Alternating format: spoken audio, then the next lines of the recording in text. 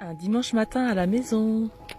On commence toujours par ouvrir aux biquettes pour qu'elles aillent faire leur tour autour de la maison jusqu'à 18 h. Après, c'est la préparation de la nourriture à Mystère-Lire. Après avoir tout préparé, on peut sortir la bait. Attention, le matin, elle est pressée d'aller manger. Après cette petite dégustation, madame fait son tour sur le terrain elle aussi. Après ça, on va au champ changer l'eau des boucs et vérifier qu'ils aient encore du foin.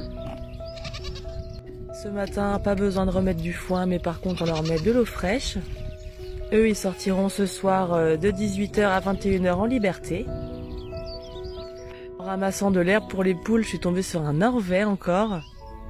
Du coup, je l'ai relâché et je suis allée donner l'herbe aux poules. Elles sont un peu enfermées en ce moment à cause des restrictions pour la grippe aviaire. Et comme on les voit de la route, disons que j'ai pas vraiment envie de payer 750 € d'amende pour ne pas les avoir enfermées. Du coup, il va falloir qu'elles prennent un petit peu leur mal en patience. Mais bon, je leur mets de l'herbe tous les jours, alors ça va. Après, je sors les poussins dans leur petit enclos. Je sors aussi les coqs également dans leur petit enclos. Vivement que tout ça soit tassé et que tout le monde puisse gambader en liberté sur le terrain. Après ça, j'ai vidé la petite cabane des poussins et j'ai remis de la paille fraîche, c'était un petit peu dégueu. Mystère-Lire encore et toujours qui se balade sur le terrain. Tellement mignonne cette petite.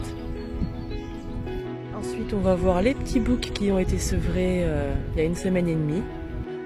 Comme vous pouvez le voir, mon petit Alès n'est pas parti hier, il y a eu un changement de programme. L'éleveuse a eu un gros souci dans son élevage et du coup je lui ai proposé de le garder un petit peu plus longtemps que prévu. Et petit Buck qui se promène sur le terrain en évitant Tirelire puisqu'il en a encore un petit peu peur.